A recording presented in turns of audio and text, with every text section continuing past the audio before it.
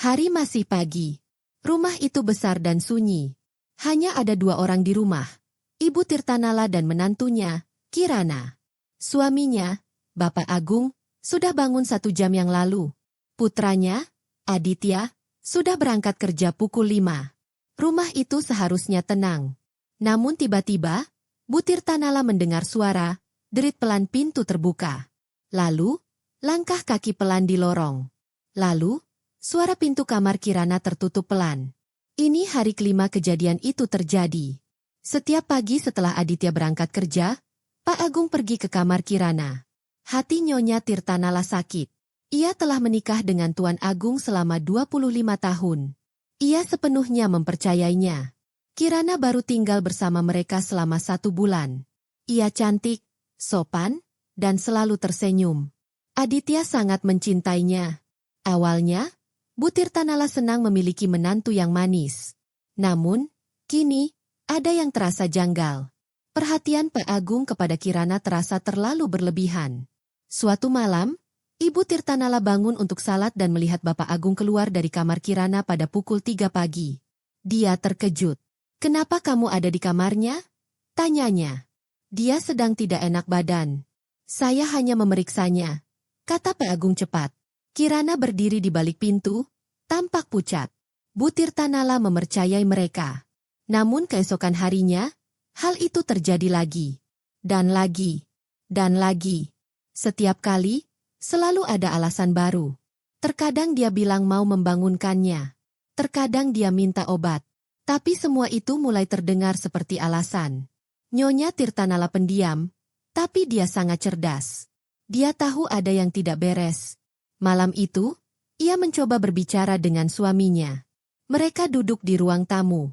"Ayah," katanya lembut, "tidak pantas ayah masuk ke kamar Kirana setiap pagi. Dia istri Aditya." Pak Agung tampak marah. "Kamu terlalu banyak berpikir. Saya hanya membantunya. Dia baru di sini dan masih belajar." "Bantuan apa saja yang perlu diberikan setiap pagi di kamarnya?" tanya Ibu Tirtanala dengan suara gemetar. "Jaga pikiranmu, Tirtanala," katanya tajam. "Jangan membuat ide-ide konyol." Dia pergi meninggalkannya sendirian dan sedih. Malam itu, ia tak bisa tidur. Ia memikirkan putranya, Aditya. Ia bekerja sangat keras dan berangkat pagi-pagi setiap hari demi kehidupan yang baik bagi keluarganya. Ia mempercayai semua orang. Tetapi bagaimana jika kepercayaannya dikhianati? Nyonya Tirtanala menangis pelan. Ia merasa dikhianati dan tak berdaya. Namun ia tak ingin membuat kesalahan dengan menuduh seseorang tanpa bukti. Dia memutuskan bahwa dia butuh bukti, bukti nyata. Keesokan paginya, setelah mendengar suaminya masuk ke kamar Kirana lagi, dia mengambil teleponnya dan mencarinya secara online kamera tersembunyi. Dia menemukan banyak jenis. Kamera di dalam pulpen, kancing, gantungan kunci. Akhirnya, dia memilih 2. 1 tersembunyi di pot bunga dan 1 di dalam jam digital. Dia berencana untuk meletakkan pot bunga di meja lorong dekat pintu Kirana dan jam digital di dalam kamar Kirana. Tangannya gemetar saat menekan tombol, "Beli sekarang." Barang kiriman itu tiba sore itu juga. Saat bel pintu berbunyi, Kirana sedang memasak di dapur. "Kirana, aku akan mengambilnya," kata Nyonya Tirtanala cepat. Ia membuka pintu dan mengambil sebuah kotak coklat kecil. Di dalamnya terdapat 2 kamera. Jantungnya berdebar kencang. Dia menyembunyikan kotak itu di lemarinya dan menunggu waktu yang tepat. Kesempatan itu segera datang. Kirana pergi ke supermarket untuk membeli bahan-bahan masakan. Begitu ia pergi, Bu Tirtanala berlari ke kamarnya. Pertama, dia menempatkan kamera pot bunga di meja konsol di lorong. Dia memeriksa ponselnya, gambarnya muncul dengan jelas. Lalu ia diam-diam masuk ke kamar Kirana. Aroma melati memenuhi udara. Kamarnya rapi dan bersih. Di meja samping tempat tidur terdapat jam digital, persis seperti yang dibelinya. Ia menukarnya dengan jam kameranya dan mencolokkannya. Angka-angka merah menyala. Di ponselnya, ia kini bisa melihat seluruh ruangan. Tempat tidur, kursi, cermin, dan pintu kamar mandi. Dia segera pergi dan menutup pintu tepat saat Kirana kembali. Malam itu, mereka semua makan malam bersama. Aditya pulang kerja, tersenyum bahagia. "Masakanmu sungguh lezat," Sayang, katanya pada Kirana. Kirana tersenyum. Terima kasih, Mas. Ibu membantuku mempelajari resep ini. Nyonya Tirtanala tersenyum tipis. Suaminya, Tuan Agung, tampak lelah dan gelisah. Tatapannya bertemu pandang dengan Kirana sejenak. Perutnya mual. Setelah makan malam, Kirana tiba-tiba keluar dari kamarnya dan berbisik kepada Pak Agung. Ayah, kita perlu bicara. Pak Agung tampak khawatir. Tidak sekarang, katanya. Aditya keluar dari ruangan. Ada apa? Tanyanya. Kirana tersenyum cepat. Tidak apa-apa, sayang. Ayah hanya sakit kepala. Aku ingin mengambilkannya obat. Semua orang tampak tenang kembali. Namun, Bu Tirtanala tahu ada sesuatu yang aneh sedang terjadi. Malam itu, dia tidak bisa tidur. Dia menunggu pagi. Pukul 5 pagi, Aditya berangkat kerja seperti biasa. Pukul 6 pagi, rumah kembali sepi. Bu Tirtanala mengambil ponselnya dan membuka aplikasi CCTV. Di satu layar, ia melihat lorong kosong. Di layar lainnya, ia melihat kamar Kirana. Kirana terbaring di tempat tidur, diam dan diam. Pukul 6, pintu kamar tidur terbuka. Di layar, ia melihat suaminya berjalan menyusuri lorong. Ia melihat sekeliling dan diam-diam masuk ke kamar Kirana. Pintu tertutup di belakangnya. Tangan Bu Tirtanala gemetar. Ia beralih ke tampilan kamera kedua, di dalam kamar Kirana. Ia mengira akan melihat sesuatu yang mengerikan. Namun, apa yang ia lihat mengejutkannya dengan cara yang sama sekali berbeda. Kirana tidak tidur. Ia duduk di kursi dekat meja riasnya, mengenakan setelan jas yang mewah. Wajahnya tampak serius dan berbeda, tidak selembut dan semanis sebelumnya. Suaminya, Pak Agung, tampak ketakutan. Dia tidak mendekatinya. Dia berjalan ke dinding tempat sebuah lukisan hampan sawah yang menggantung. Lalu dia memindahkan lukisan itu ke samping. Di belakangnya ada brankas tersembunyi. Nyonya Tirtanala tersentak. Ia belum pernah melihat hal seperti itu sebelumnya. Kapan itu sampai di sana? Pak Agung perlahan membuka brankas itu. Di dalamnya terdapat tumpukan uang-uang, diikat dengan karet gelang. Nyonya Tirtanala menutup mulutnya karena terkejut. Suaminya tidak mengunjungi Kirana karena alasan yang buruk. Dia menyembunyikan sesuatu yang rahasia. Kenapa ada begitu banyak uang? Kenapa di kamar putra mereka? Dan kenapa Kirana terlihat seperti sudah tahu segalanya? Suatu pagi, Pak Agung berdiri di kamarnya, tampak sangat serius. Ia berbalik dan melemparkan setumpuk uang ke tempat tidur. Tangannya gemetar, dan ia sama sekali tidak tampak bahagia. Di seberang ruangan, ada seorang wanita muda bernama Kirana. Dia tidak tersenyum atau mengucapkan terima kasih. Dia hanya berjalan perlahan ke tempat tidur, mengambil uang itu, dan mulai menghitungnya. Ia menghitung setiap not dengan cermat, satu persatu. Ruangan itu terasa sangat dingin dan sunyi. Rasanya seperti bukan dua orang yang sedang berbicara. Rasanya seperti sebuah kesepakatan sedang dibuat di ruangan lain. Nyonya Tirtanala, istri Pak Agung, diam-diam mendengarkan dari ponselnya. Apa yang dilihat dan didengarnya membuat jantungnya berdebar kencang. Sesuatu yang sangat salah sedang terjadi.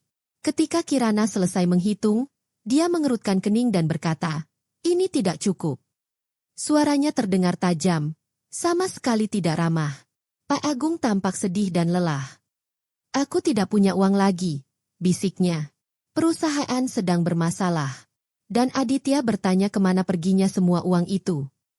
Ketika Kirana mendengar nama Aditya, dia tertawa dingin. "Aku tidak peduli dengan Aditya," katanya.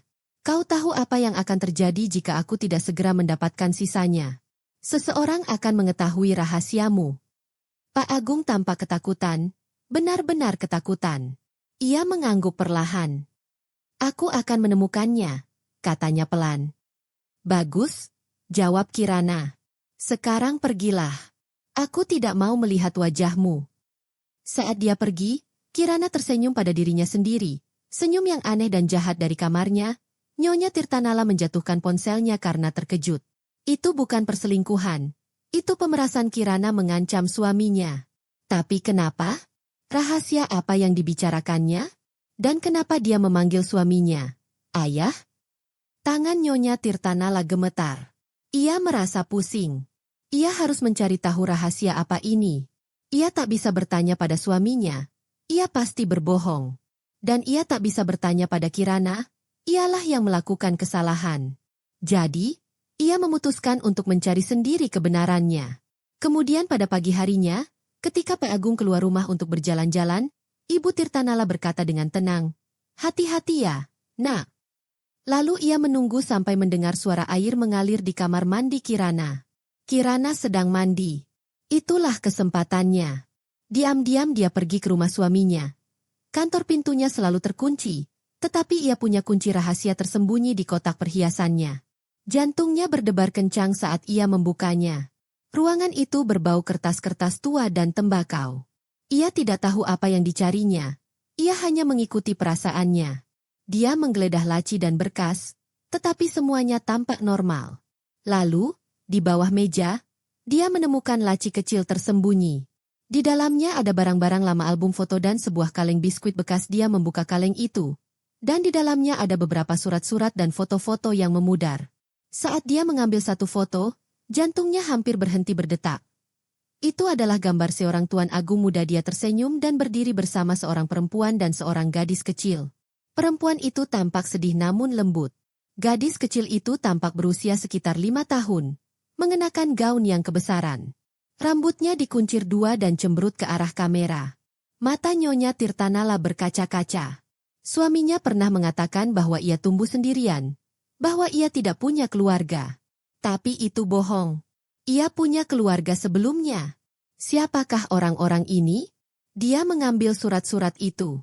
Tulisannya berasal dari wanita di foto itu. Salah satu suratnya berbunyi, "Agung sayang, kapan kamu pulang? Kirana sakit. Kita tidak punya makanan." Yang lain berkata, "Kudengar kamu baik-baik saja di kota. Jangan lupakan anakmu." Surat terakhirnya berbunyi, "Kau meninggalkan kami. Kau kejam. Tapi anakmu tak akan pernah lupa." Nyonya Tirtanala tersentak. Nama anak itu adalah Kirana. Tidak, pikirnya. Itu tidak mungkin benar. Itu hanya kebetulan. Tapi kemudian ia kembali menatap foto lama itu. Wajah gadis kecil itu, matanya yang tajam, bentuk rahangnya, dan tiba-tiba ia melihatnya. Wajahnya sama dengan wajah menantunya, Kirana. Tangannya gemetar saat membandingkan foto lama dengan foto baru. Foto pernikahan putranya, Aditya, dan Kirana. Mata yang sama. Wajah yang sama. Kirana dulu putri kandung Pak Agung. Itu berarti Aditya dan Kirana adalah saudara tiri laki-laki dan saudara tiri perempuan. Nyonya Tirtanala merasa dunia runtuh menimpanya. Suaminya tahu. Ia tahu siapa Kirana sebenarnya. Dan ia membiarkan Aditya menikahinya. Ia membiarkan hal buruk ini terjadi hanya untuk menjaga rahasia lamanya tetap aman. Ia menutup mulutnya agar tak menangis keras. Suaminya bukan korban. Ia telah membantu menyembunyikan kenyataan pahit ini. Ia telah mengkhianati putra mereka. Saat itu, ponselnya bergetar. Kamera tersembunyi di kamar Kirana kembali merekam suara. Dengan tangan gemetar, ia membukanya. Kirana sedang berbicara di ponselnya sambil merias wajah. "Ya, saya dapat 100," kata Kirana kepada seseorang di telepon. "Sisanya akan datang minggu depan." Hening sejenak. Lalu dia tertawa. "Tidak, aku tidak peduli dengan pria tua itu," katanya dingin. Dan wanita tua itu belum tahu apa-apa. Dia terlalu bodoh untuk menyadarinya. Sebentar lagi dia akan pergi, dan semua uangnya akan menjadi milik kita. Nyonya Tirtanala membeku. Dia menyadari Kirana sedang berbicara tentang dia, berencana untuk menyakitinya dan mengambil semuanya. Kirana tersenyum ke cermin dan berkata lembut, "Aku tidak sabar untuk menyingkirkan wanita tua itu." Telepon terlepas dari tangan Nyonya Tirtanala. Telinganya berdenging. Dunianya runtuh sepotong demi sepotong.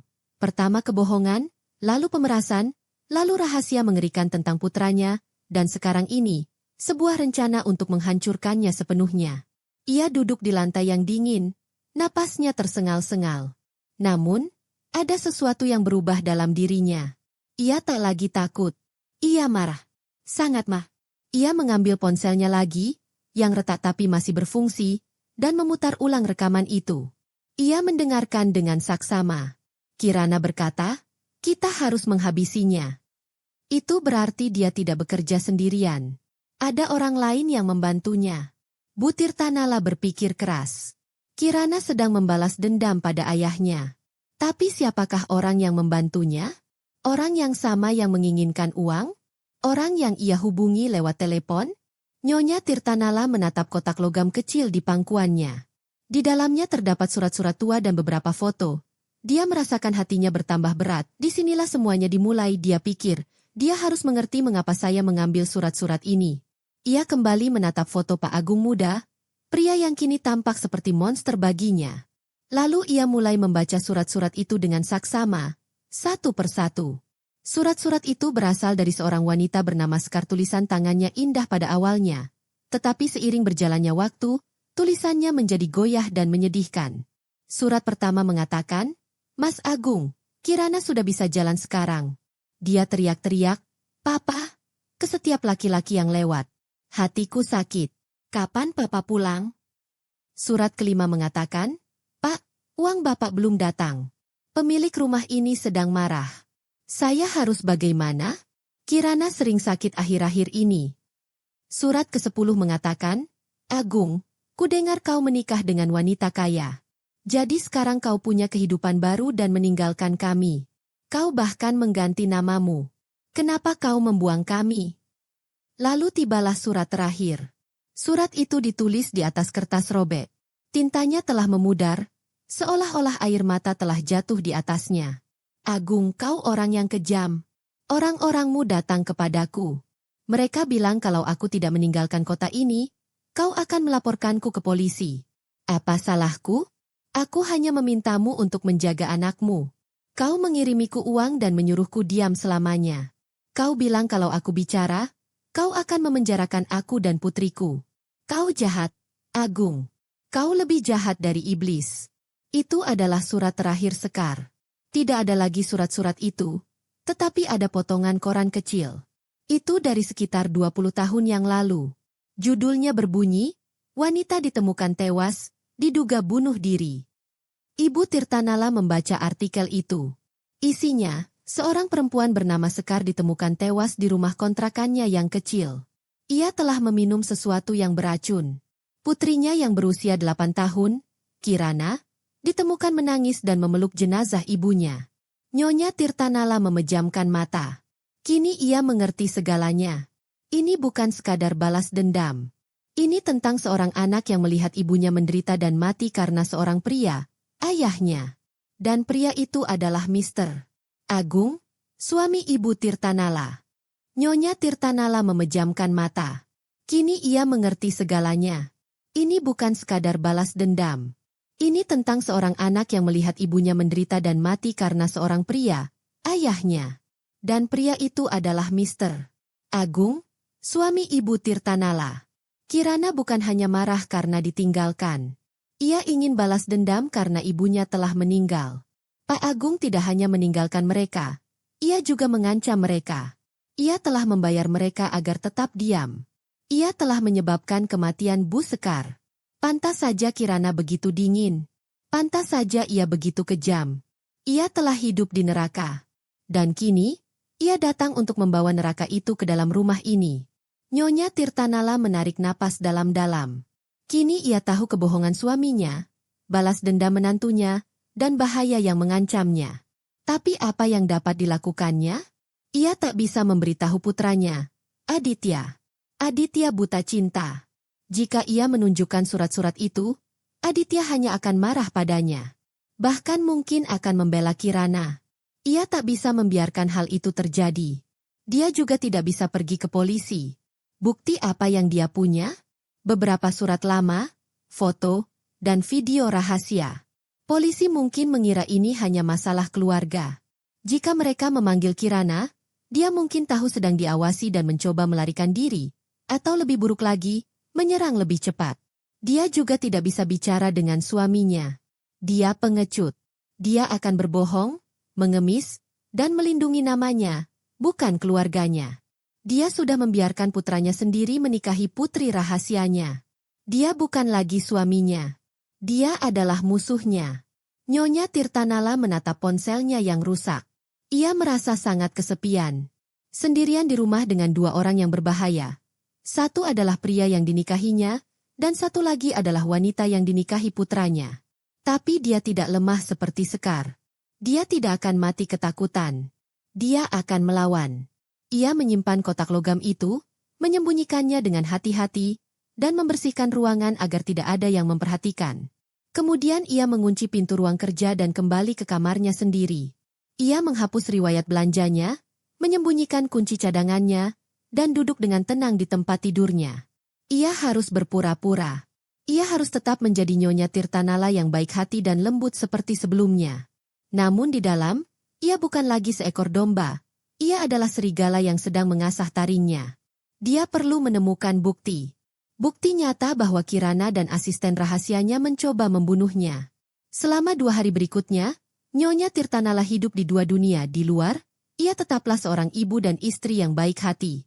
Ia memasak, menanam bunga, tersenyum pada Kirana, dan menyajikan makanan untuk suaminya. Namun di dalam, ia adalah seorang detektif, mengawasi, mendengarkan, dan berpikir. Kecurigaannya pun terbukti. Rencana membunuhnya sudah dimulai. Tanda pertama datang suatu pagi. Kirana masuk ke kamarnya dengan senyum manis. "Bu, aku beli teh herbal baru di internet," katanya. "Teh ini bagus banget buat kesehatan Bu dan bikin tidur nyenyak. Bu akhir-akhir ini kelihatan capek. Biar aku buatkan." Kirana menyodorkan secangkir teh panas mengepul. Aromanya aneh, seperti melati dan tanah basah. Seminggu yang lalu, ia pasti akan meminumnya dengan senang hati. Tapi sekarang, ia menganggapnya racun. "Terima kasih, sayang," katanya, pura-pura tersenyum. "Masih terlalu panas.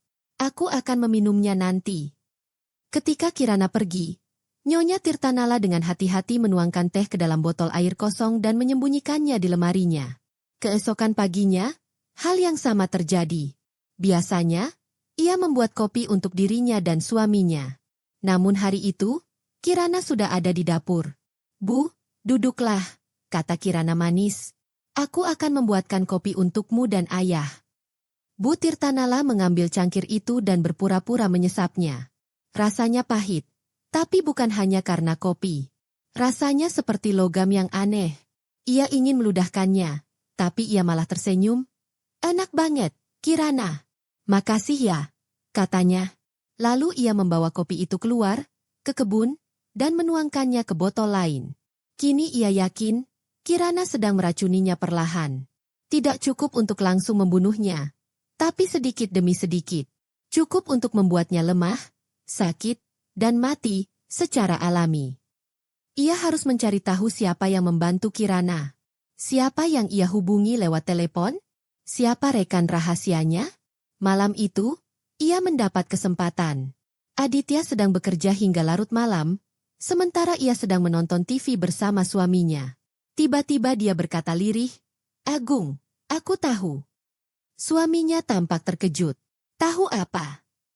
"Aku tahu kamu memberi Kirana uang," katanya perlahan. Remote kontrol jatuh dari tangannya. Wajahnya memucat. "Apa maksudmu, Tirtanala?" tanyanya tergagap. "Kapan kamu akan memberitahuku bahwa Kirana adalah putrimu?" tanyanya. Ruangan itu menjadi sunyi.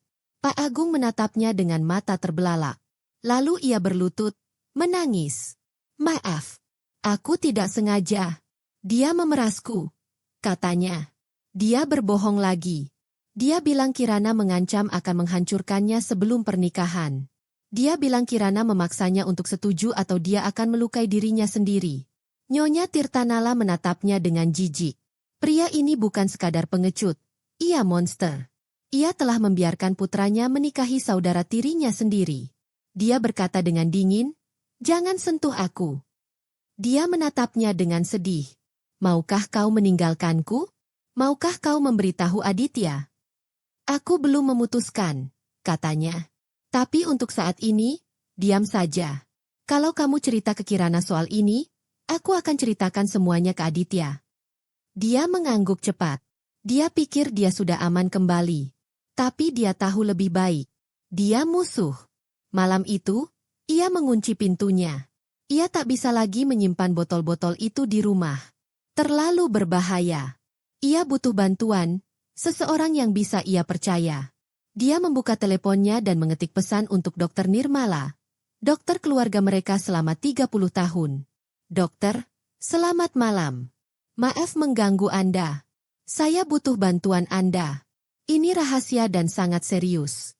Bisakah kita bertemu besok? Ini tentang hidup dan mati. Saya rasa seseorang di rumah ini mencoba meracuni saya. Jantungnya berdebar kencang saat dia menekan tombol kirim. Malam itu terasa tak berujung.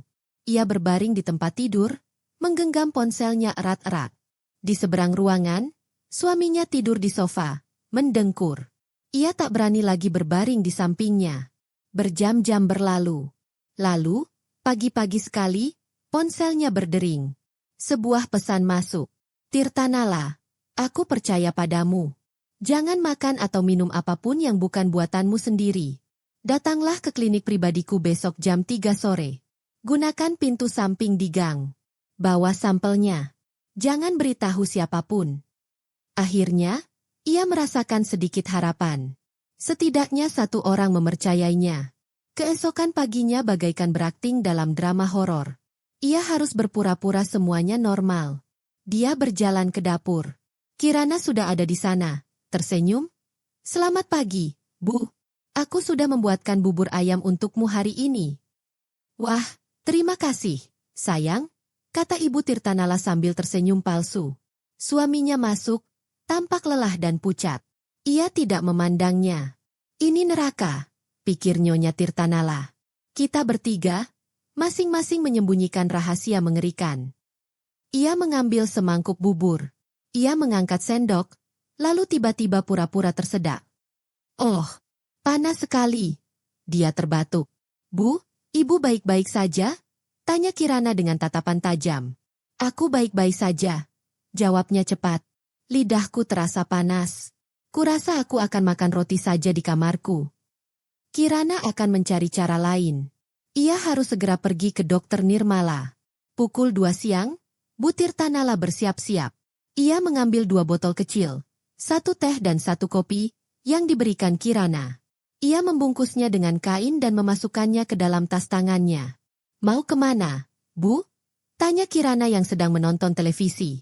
Mau ke ruang belajar rutin. Nah, ke rumah Bu RT?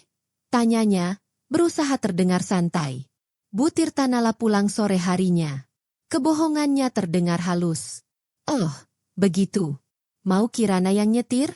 Tanyanya. Nggak perlu, Bu. Pesan ojek online saja.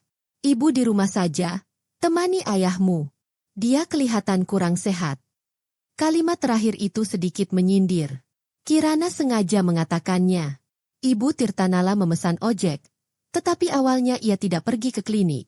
Ia meminta sopir ojek untuk berhenti beberapa blok dari klinik Dokter Nirmala, di sebuah supermarket yang ramai. Ia berjalan ke pasar dan membeli sayuran agar tidak terlihat aneh. Kemudian ia keluar melalui pintu belakang dan berjalan cepat menyusuri gang kecil. Pukul 3.05 menit, ia sampai di pintu samping klinik dokter. Pintu terbuka. Dokter Nirmala tampak serius. Ia segera menariknya masuk, menutup, dan mengunci pintu. Di ruang pemeriksaan yang remang-remang, Ibu Tirtanala menceritakan semuanya kepada dokter. Ia tidak menceritakan bagian terburuknya karena terlalu menyakitkan. Ia hanya menceritakan hal-hal yang paling penting. Dokter, katanya, saya telah menemukan rahasia besar suami saya. Menantu saya mengancam suami saya. Kirana memeras suami saya. Sekarang saya yakin Kirana sedang mencoba membuat saya sakit agar ia bisa mendapatkan uang keluarga melalui Aditya. Ia mengeluarkan 2 botol kecil dan meletakkannya di atas meja. Ini teh herbal yang diberikannya 2 hari yang lalu. Dan ini kopi dari kemarin pagi. Saya tidak meminumnya. Tolong periksa. Dokter Nirmala memandangi botol-botol itu. Wajahnya berubah serius. Kau benar, Tirtanala, katanya. Ia mengambil sampel-sampel itu. Aku akan mengirimkannya ke laboratorium forensik yang kukenal. Ini sangat rahasia. Mereka bisa memberikan hasil yang cepat. Sekarang aku akan memeriksamu. Dokter memeriksanya. Ia mengambil sampel darah dan mengukur tekanan darah serta detak jantungnya. Jantungmu agak cepat, katanya. Tapi itu normal karena kamu sedang stres. Untuk saat ini, kamu terlihat sehat. Tapi kita harus mencari tahu apa yang ada di tubuhmu. Nyonya Tirtanala menatap dokter tua itu dengan cemas. Apa yang harus saya lakukan sekarang, dokter? Pulanglah. Bersikaplah senormal mungkin. Jangan curiga. Dan jangan makan atau minum apapun yang diberikan Kirana. Siapkan makananmu sendiri di kamarmu. Beritahu Kirana bahwa kamu sedang menjalani diet khusus. Jika perlu, aku akan menulis surat untuk diet tersebut. Berpura-puralah sakit jika perlu. Jangan sentuh suamimu. Dia tidak bisa melindungimu. Kamu harus melindungi dirimu sendiri. Bu Tirtanala merasa sedikit lebih kuat. Ia tidak sendirian lagi. Ia pulang menjelang senja, sambil membawa tas belanja berisi sayuran. Saat makan malam, Kirana dan Pak Agung sedang makan. Bagaimana kuliahnya, Bu? Tanya Kirana. Iya, ada kuliah tambahan, kata Bu Tirtanala. Saya makan di kamar saja, ya? Saya mampir untuk membeli sate karena ibu ingin makan sate. Ia berbohong lagi. Ia telah menyiapkan mie instan cup di kamarnya yang akan ia buat dengan air dari dispenser kamar. Malam itu, saat ia sedang membuat mie, ponselnya bergetar. Ternyata Dokter Nirmala yang menelepon. Ia mengunci pintu dan mengangkatnya. Tirtanala. Suara dokter itu terdengar mendesak. Ia terdengar serius. Saya baru saja mendapatkan hasil pertama dari lab, katanya. Ini bukan racun tikus biasa. Ini bukan racun biasa. Ini adalah campuran yang sangat berbahaya yang terbuat dari tumbuhan dan bahan kimia lainnya. Dalam jumlah kecil, racun ini akan perlahan melukai jantung dan mungkin terlihat seperti jantung yang sakit setelah beberapa bulan. Dalam jumlah yang lebih besar, racun ini dapat menyebabkan masalah jantung yang sangat parah dan tiba-tiba. Panggilan terputus. Sinyal telepon hilang. Nyonya Tirtanala mencoba menelepon lagi, tetapi tidak ada sinyal. Jantungnya berdebar kencang. Ia melihat keluar jendela. Rumah itu gelap. Seluruh kompleks tampak gelap. Listrik padam. Saat itu, ia mendengar ketukan pelan di pintu kamar yang terkunci. Itu suara Kirana yang lembut. Bu, ibu baik-baik saja di dalam? Gelap sekali, kata Kirana. Ia sedang memegang lilin. Dalam kegelapan, suara itu terdengar menyeramkan. Bu Tirtanala merasa membeku. Ketukan, mati listrik, dan panggilan dokter terputus. Rasanya seperti jebakan. Apa kabar, Bu? Ibu baik-baik saja? Tanya Kirana lagi, mendekat. Bu Tirtanala tidak menjawab. Ia perlahan mundur dari pintu. Jika ia membuka pintu, Kirana mungkin akan melakukan sesuatu dalam kegelapan. Mendorongnya, menyuntiknya, atau lebih buruk lagi. Rasa takut memenuhi dirinya. Bu, kenapa diam saja?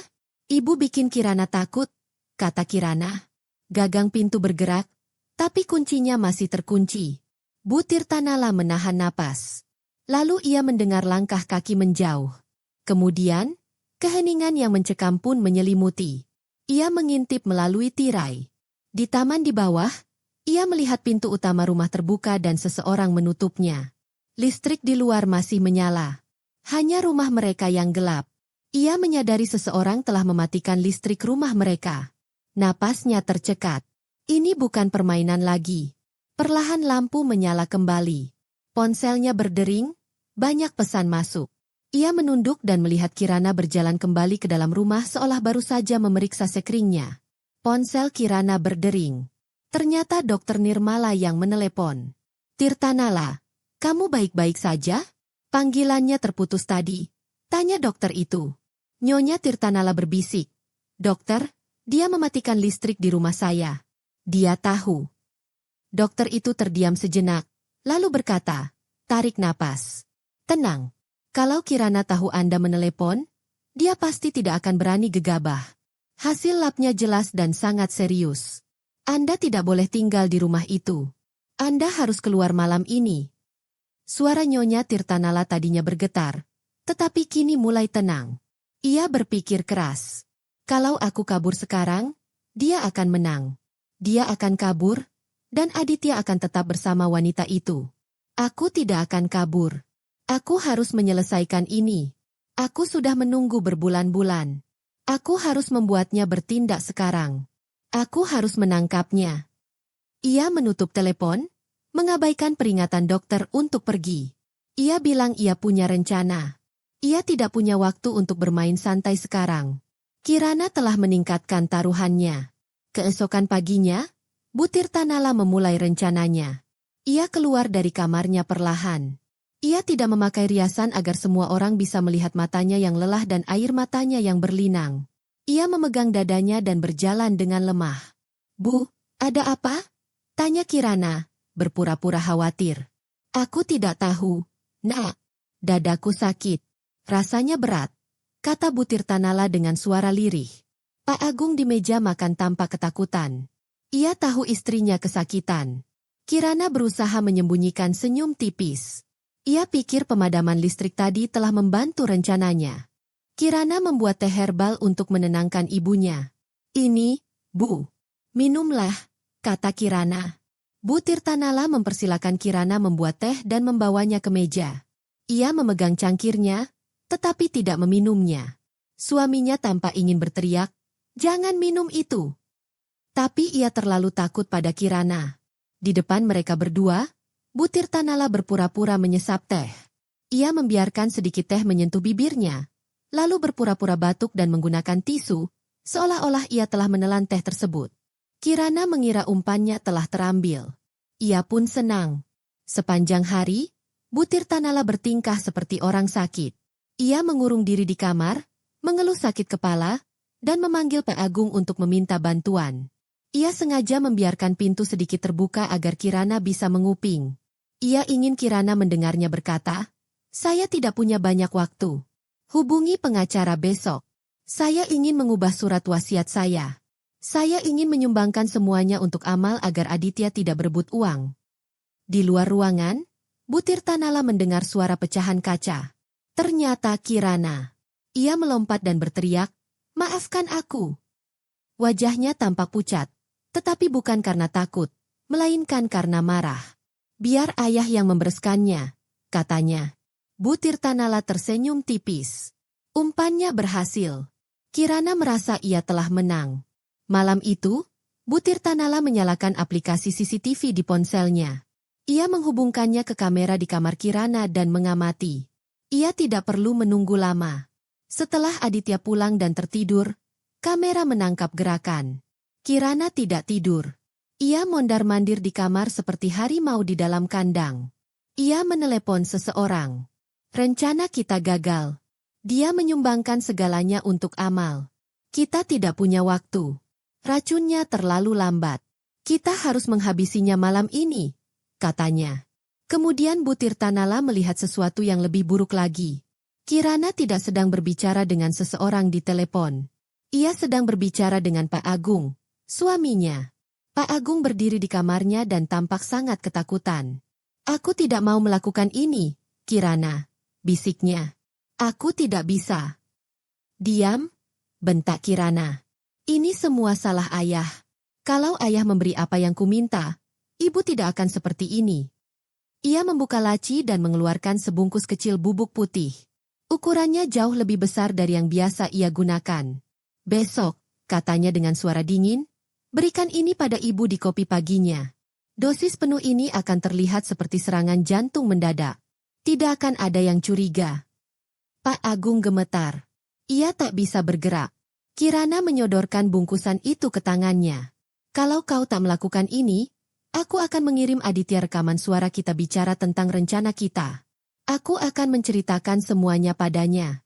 Dia akan membencimu. Kau akan kehilangan dia. Kau akan kehilangan keluargamu." Ia mendesiskan ancaman ini seperti ular. Tangan Pak Agung gemetar. Ia memandangi bubuk putih itu seperti ular yang berbahaya. Tangannya terulur perlahan. Ia mengambilnya. Ia telah kalah. Kirana tersenyum kejam. Butir Tanala memperhatikan dengan tenang di kamarnya. Ia telah melihat semuanya. Perangkap itu telah dipasang. Pagi itu, udara di ruang makan terasa berat dan aneh. Seolah-olah tidak ada udara untuk dihirup. Sinar matahari masuk melalui jendela, tetapi tidak terasa hangat. Terasa dingin, seolah-olah sedang mengawasi mereka. Aditya duduk di meja, berusaha tersenyum meskipun lelah. Dia satu-satunya yang tidak tahu apa yang sebenarnya terjadi. Di seberangnya, 3 orang duduk seolah-olah sedang berakting di bagian akhir sebuah drama sedih. Ibu Tirtanala, Ibu Aditya, duduk dengan punggung tegak. Wajahnya sangat pucat, dan ia tampak lemah. Ia batuk pelan dan memegangi dadanya. Setiap gerakannya lambat dan lembut.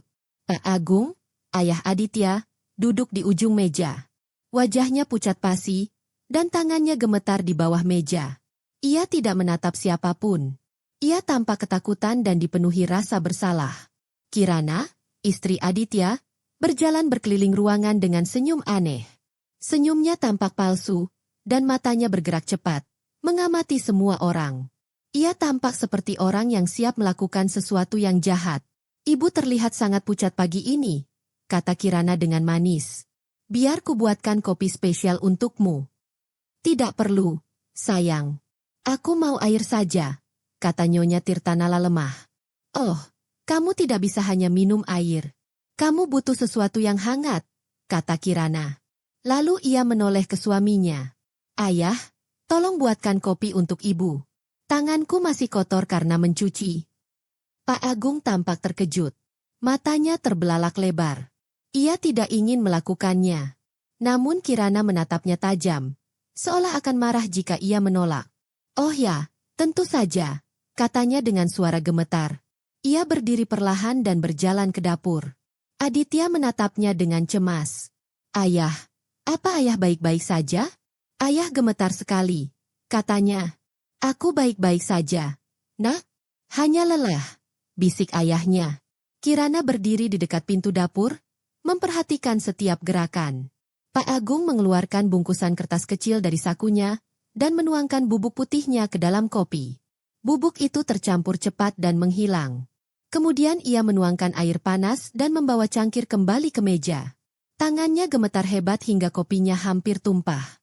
Ia meletakkannya di depan istrinya. Ini, sayang, katanya pelan, tanpa menatapnya. Nyonya Tirtanala menatap matanya. Ia melihat ketakutan dan kesedihan di sana. Ia melihat seorang pria yang dipenuhi rasa bersalah. Kirana tersenyum bangga. Minumlah selagi hangat, Bu, katanya lembut. Ruangan itu hening. Semua orang menunggu. Aditya menatap ibunya. Ayahnya menunduk. Kirana menatap cangkir itu. Kemudian, Nyonya Tirtanala mendongak. Ia menatap suaminya. Lalu Kirana, lalu Aditya. Aditya, anakku, katanya lembut. Ya, Bu? Tanya Aditya. Wajahnya penuh kekhawatiran. Sayang, menurutmu apa isi kopi ini? Aditya tampak bingung. Itu cuma kopi buatan ayah, Bu. Nyonya Tirtanala menggeleng pelan. Bukan, sayang. Ini bukan kopi biasa. Wajah Kirana memucat. Ibu, apa yang ibu katakan? Jangan bicara omong kosong. Aku tidak bicara omong kosong, Kirana, kata Nyonya Tirtanala lebih tegas. Aku tahu persis apa yang kau dan ayahmu masukkan ke dalamnya. Ruangan itu hening. Pak Agung mulai menangis pelan dan menutupi wajahnya. Tirtanala, maafkan aku, katanya. Aditya melompat ketakutan. Ada apa, ayah? Kenapa ayah minta maaf? Bu, apa yang ibu katakan? Ibumu sakit, kata Kirana cepat. Suaranya melengking dan gugup. Dia cuma berhayal. Saya tidak berhayal, kata Bu Tirtanala. Ia mengeluarkan ponselnya dari saku dan menekan sebuah tombol. Sebuah suara memenuhi ruangan. Itu suara Kirana dan Pak Agung yang sedang mengobrol tadi malam.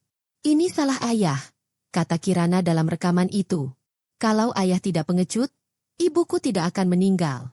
Besok, ayah akan memberinya ini, dalam kopi paginya.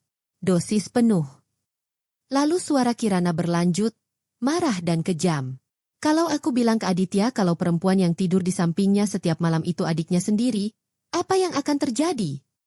Aditya membeku. Wajahnya berubah dari bingung menjadi seputih salju. Ia menatap ayahnya yang menangis, lalu menatap istrinya. Kakak, bisiknya kaget. Kirana mulai berteriak. Bohong! Ibumu mencoba menipumu. Dia mengarangnya. Benarkah? Tanya Nyonya Tirtanala pelan. Lalu bagaimana dengan ini? Ia memutar rekaman lain, panggilan telepon dari 2 hari yang lalu. Suara Kirana terdengar jelas. Kita harus segera menghabisinya. Setelah dia tiada, semua warisan akan jatuh ke tangan Aditya. Bu Tirtanala melemparkan sebuah foto tua ke atas meja.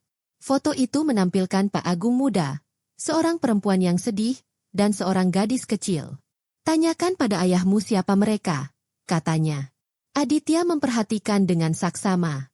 Gadis kecil itu tampak persis seperti Kirana. Ayah, bisiknya, siapa anak ini? Pak Agung menangis semakin keras. Ia tak bisa bicara. Wajah Kirana memucat. Semuanya terbongkar. Rencananya hancur. Kirana berteriak dan berlari ke arah Bu Tirtanala.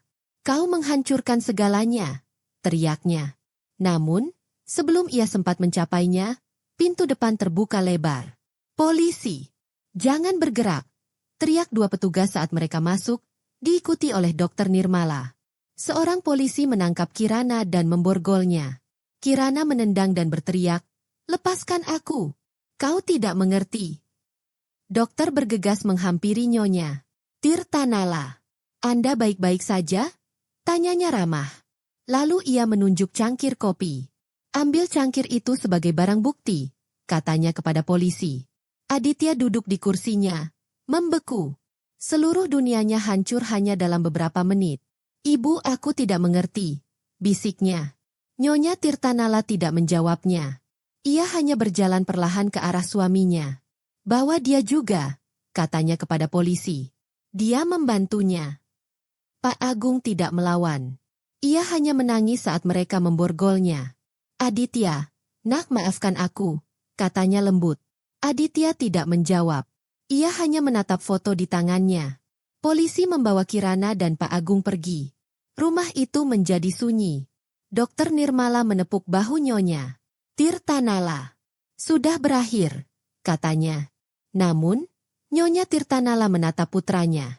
"Tidak," bisiknya. "Bukan untuknya." Aditya pucat dan gemetar. "Bu," katanya dengan suara parau, "tolong beritahu aku kalau itu tidak benar. Dia bukan adikku, kan?" Nyonya Tirtanala duduk di sampingnya. Air mata mengalir dari matanya. Ia menceritakan segalanya. Tentang kehidupan lama ayahnya. Tentang ibu Kirana yang ditinggalkan. Tentang bagaimana Kirana kembali untuk membalas dendam. "Dia ingin menyakiti ayahmu," kata Nyonya Tirtanala sedih. "Dan caranya adalah dengan menyakitimu." Aditya tak bersuara. Ia hanya menatap foto itu lagi. Lalu ia berjalan ke kamar mandi dan menutup pintunya. Bu Tirtanala mendengarnya menangis dan muntah. Ia menangis sekeras-kerasnya, tangisan seseorang yang hatinya hancur berkeping-keping. Wanita yang dicintainya adalah saudara perempuannya. Ayah yang ia percayai adalah seorang pembohong. Satu-satunya orang yang benar-benar mencintainya adalah ibunya. Butuh waktu lama bagi mereka untuk pulih. Pengadilan menemukan semua kebenaran. Kirana dipenjara seumur hidup atas kejahatannya. Pembantunya juga ditangkap dan dihukum. Pak Agung juga dijebloskan ke penjara. Ia kehilangan segalanya. Perusahaannya, rumahnya, istrinya, dan putranya. Aditya tidak pernah mengunjunginya. Dia tidak bisa. Kemudian, Ibu Tirtanala menjual rumah lamanya. Ia dan Aditya pindah ke sebuah rumah kecil yang tenang dengan taman yang indah. Selama berbulan-bulan, Aditya sangat sedih. Ia mengurung diri di kamar dan tak banyak bicara.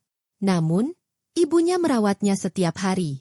Ia memasak untuknya, berbicara dengannya, dan membantunya pulih.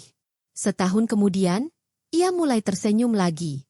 Ia mengambil alih sisa-sisa perusahaan ayahnya dan bekerja keras membangunnya kembali, kali ini dengan jujur.